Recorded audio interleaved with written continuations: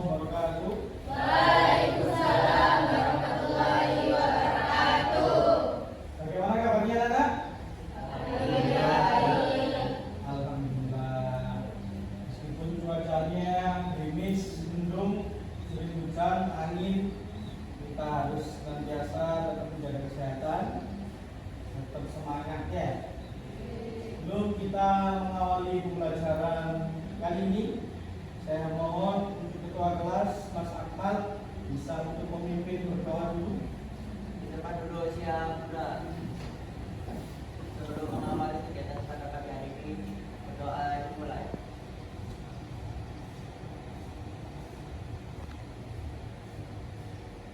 Berdoa selesai. Alhamdulillahirrahmanirrahim. Mudah-mudahan apa yang nanti kita pelajari bisa bermanfaat bagi kita semua. Sebelum Bapak lanjutkan, Bapak mau mengabsen ada yang tidak hadir hari ini? Kira-kira hadir semua ya? Alhamdulillah.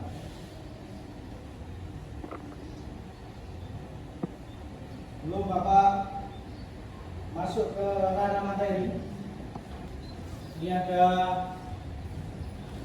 biar konsentrasi dulu. Bapak ada sedikit explicating ya. Silakan diikuti instruksinya ya. Silakan diikuti instruksinya, diperhatikan instruksinya. Perhatikan instruksinya ya, dan tirukan yang Bapak lakukan ya. Kita mencoba mengiru.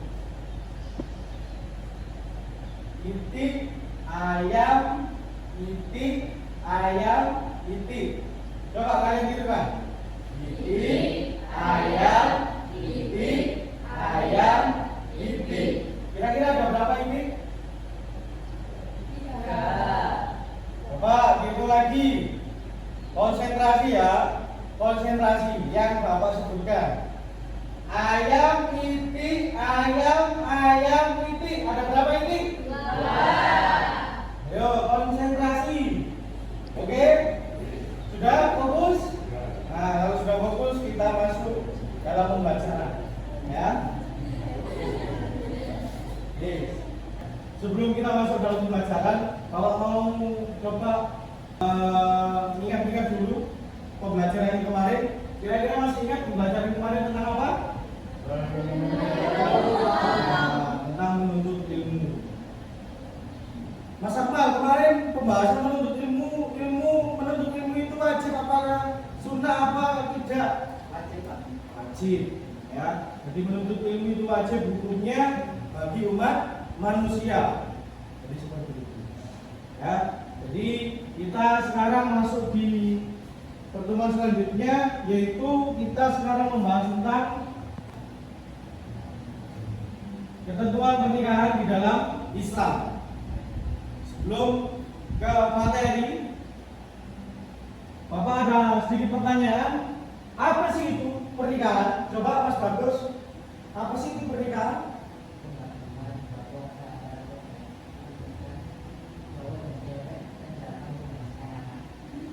Jadi menggabungkan keluarga cewek dan cowok untuk menghasilkan anak. Oke, bisa. Siapa saja yang terlibat dalam proses pernikahan? Coba, mana dia? Kira-kira siapa aja yang terlibat? Yang mana dia tahu? Pengantin cowok, pengantin cewek. Jelas ya itu ya? Harus. Ada lagi kira-kira?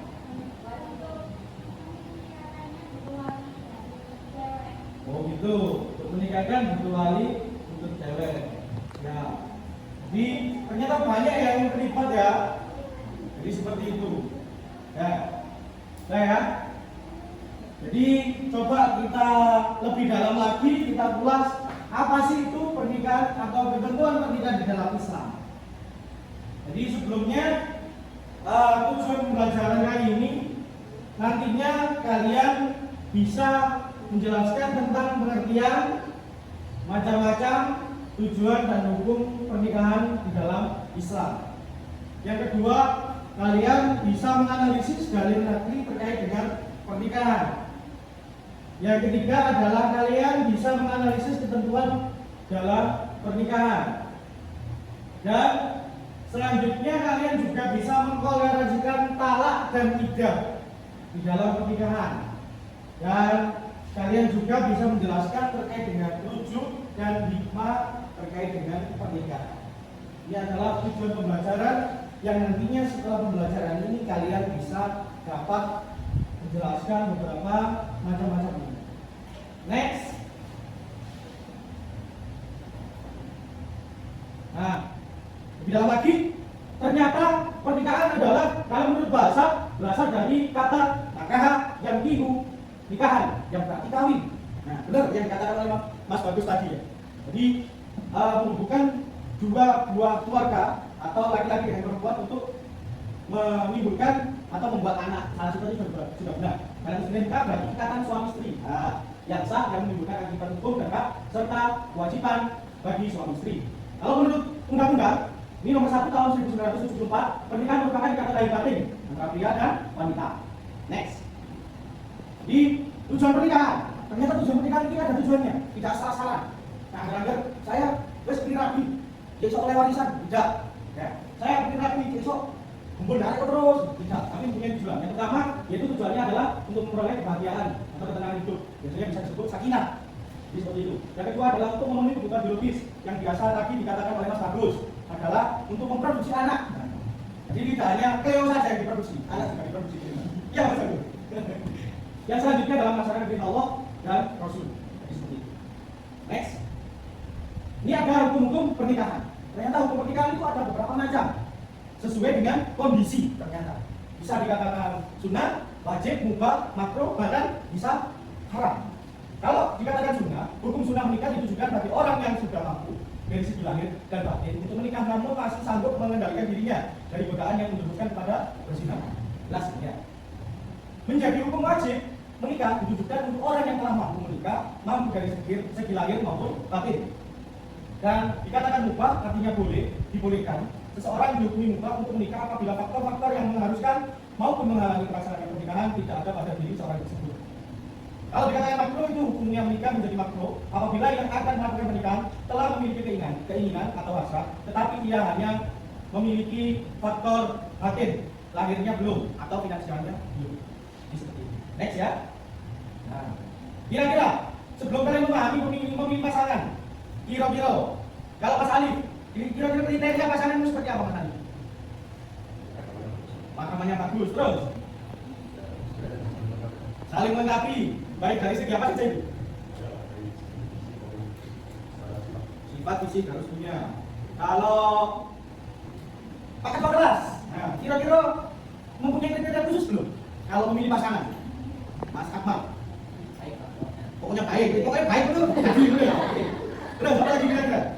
Terus ada orang tua. Oh jelas ya, menurut sama orang tua terus. Punya satu tujuan. Memiliki satu. Oh ya, karena kan yang digandaki cewek ya, antara kebapaan. Jadi ternyata di sini Rasulullah memberi tuntunan dalam memilih pasangan. Ya. Kalau di sini Rasulullah memberi tuntunan untuk memilih pasangan, yaitu dengan mempertimbangkan beberapa hal. Yang pertama, yaitu dari hartanya. Ternyata Rasulullah sudah memikirkan dari hartanya. Yang kedua adalah turunannya. Kira-kira turunannya ini jelas apa tidak? Ini turunannya sopo. Itu harus tahu. Yang selanjutnya adalah kecantikan atau ketampanan. Tapi lek kalau no, ya mentok, sing normal lek itu kayak di pantes, bisa dibawa, itu cocok ya bisa foto Pak katanya. Dan yang terakhir adalah agamanya. Ya. Hal ini sesuai dengan hadis Nabi yang termaktub dalam kitab Al-Jami Al-Sahih juz 3 nomor 5090. Ini sudah jelas diterangkan oleh Nabi Muhammad bahwasanya memilih pasangan ini ada 4 kriteria. Dari hartanya, keturunan, kecantikan dan ketampanan serta agamanya. Ini seperti itu. Jadi harus memiliki, kalau bisa memiliki kriteria itu sesuai ketentuan Nabi Muhammad ya. Jadi seperti itu. Next. Kita menginjak pada rukun pernikahan. Ternyata pernikahan itu ada rukunnya. Kalau dia tadi menyebutkan yang terlibat dalam pernikahan itu ada mempelai pria, wanita, dan wali. Ternyata di sini ada banyak ya. Yang pertama adalah mempelai pria, jelas. Itu orang calon laki-laki. Yang kedua adalah calon perempuan. Yang kedua adalah 2 orang saksi dan wali. Wali ini adalah dari garis siapa? Mempelai perempuan. Dan yang terakhir adalah ijab kabul. Adapun pernikahan yang tidak sah diantaranya yaitu nikah mut'ah, nikah sihor, dan nikah halil. Ini nanti akan kita bahas lebih lanjut di pertemuan selanjutnya.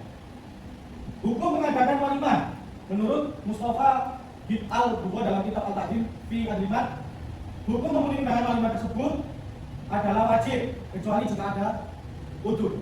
Nah, walimah ini biasanya dilakukan oleh kaum kadang atau laki-laki. Nah, Mas Ali, orang dengan walimah itu juga tahu. Ya, jelas ya. Kalau walimah biasanya apa? Ciri-ciri nih, makan, ya, atau tasakuran. Dan menghadiri adalah wajib. Lek gak ada udzur yang sangat berat, maka harus datang. Next. Nah, kita membahas tentang talak. Apa sih talak itu? Ternyata talak kalau dari segi bahasa artinya melepas ikatan. Maksudnya di sini ialah melepaskan ikatan pernikahan. Dalam pernikahan. Macam-macam talak ada beberapa macam, yaitu ada sindiran, ada fikih, ada roj'i, ada bain. Dan hukum talak itu sendiri sesuai dengan keadaan. Bisa wajib, bisa sunnah, bisa haram, dan bisa makruh. Next. Hikmah pernikahan. Ternyata hikmah pernikahan itu memiliki banyak hikmah. Yang pertama dapat melaksanakan perintah Allah dan Rasulnya. Yang kedua adalah terbentuknya keluarga bahagia dan saling menyayangi. Dan yang selanjutnya adalah terjalin hubungan yang diridhoi oleh Allah antara laki-laki dan perempuan. Kali ini sampai dengan hikmah sudah selesai. Silakan habis ini membentuk kelompok sesuai dengan pilihan kalian. Satu kelompoknya 3 orang. Menjadi 4 kelompok berarti ya, satu kelas ya. Di sini silakan membentuk kelompok. Setelah itu akan Bapak berikan gambar. Silakan nanti dari masing-masing kelompok silakan menganalisis gambar tersebut dan silakan dituangkan gambar tersebut ke dalam media yang nantinya Bapak berikan. Ya, sudah membentuk menjadi 4 kelompok. Ya. Ini ada gambar permasalahan. Nanti akan masing-masing kelompok beda-beda permasalahannya. Silakan nanti kalian menganalisis permasalahan apa yang ada di gambar tersebut. Habis itu kalian tuangkan di dalam lembar jawaban ini, lembar media ini, solusi apa yang nanti bisa terpecahkan dari gambar ini. Bisa dipahami sampai sini? Bisa.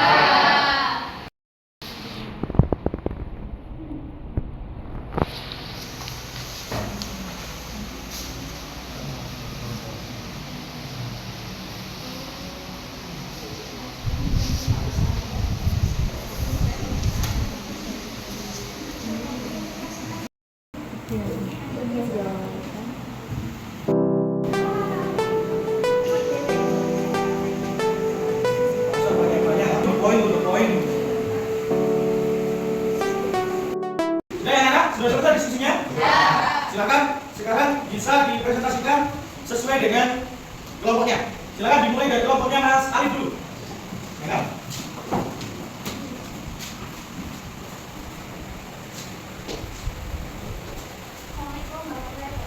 Waalaikumsalam warahmatullahi wabarakatuh. Di sini kami akan mempresentasikan permasalahan seperti di gambar. Jadi di gambar ini permasalahannya yaitu ada seorang wanita yang akan menikah, tapi dengan keadaan terpaksa. Nah, solusinya dari kelompok kami yaitu seperti yang kita ketahui, sesuatu hal yang dirasakan akan berlaku tidak baik. Jika mulai wanita menolak untuk nikah, maka dapat mengajukan pembatalan nikah ke pengadilan dan sebaiknya sebelum melanjutkan jenjang pernikahan. Para pengantin harus meyakinkan dirinya jika seandainya membayar seharusnya tidak harus dilanjutkan lagi. Jadi ada yang perlu ditanyakan. Saya ingin bertanya, apa dampak psikologis dari pernikahan yang terpaksa ini? Ada pernikahan terpaksa ini disampaikan terpaksa sebagai diubah. Jika dalam pernikahan tersebut terdapat unsur mengancam, maka pengantin pria atau pengantin wanita bisa mengalami trauma jika kejadian itu dan membuatnya tidak ingin mengalami. Ya. Sangat bagus presentasinya. Jadi itu tadi adalah permasalahan terkait dengan pernikahan terpaksa. Terus di tadi kelompoknya harus bagus melontarkan pertanyaan adalah dampak psikologi. Ya. Jadi ternyata pernikahan terpaksa itu apapun hal yang dipaksa itu ternyata tidak enak. Ya. Maka dari itu mohon kiranya nanti mudah-mudahan kita tidak termasuk orang-orang yang masuk dalam kategori ini. Ya, kita kasih aplaus untuk kelompok yang pertama. Terima kasih. Kita kembali ke depan dulu. Silakan untuk kelompok selanjutnya dari kelompok Pak Jasmin bisa masuk ke depan.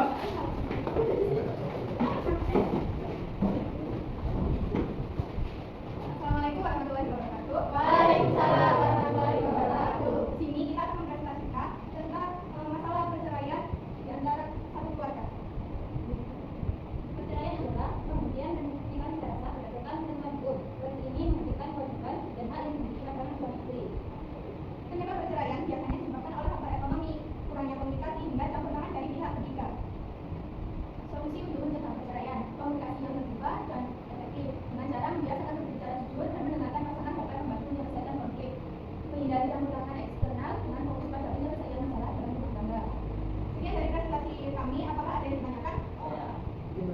Bagaimana menjelaskan perceraian kepada anak?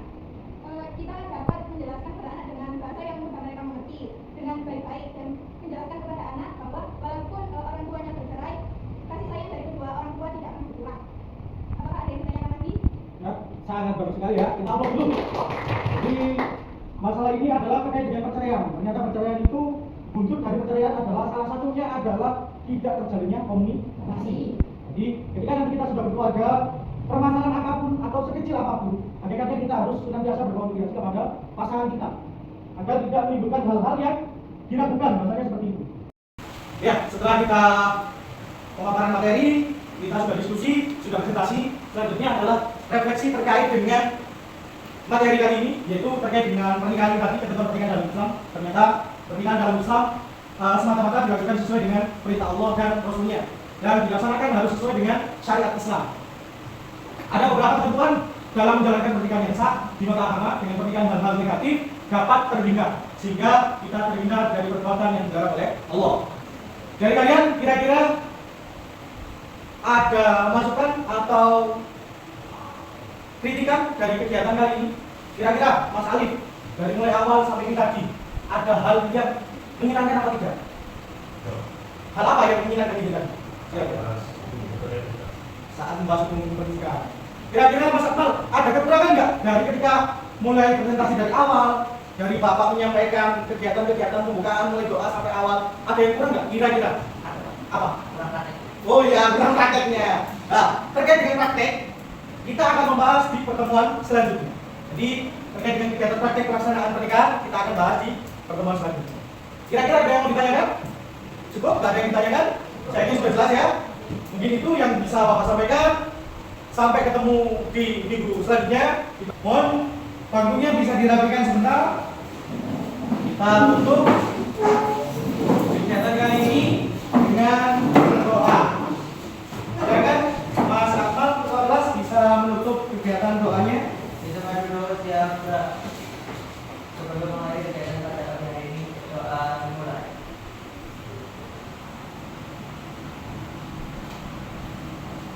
Doa selesai. Terima kasih. Sampai ketemu minggu depan. Silakan bisa dipelajari. Kita minggu depan akan mempelajari terkait dengan praktek ketentuan pernikahan dalam Islam. Wabarakatuh.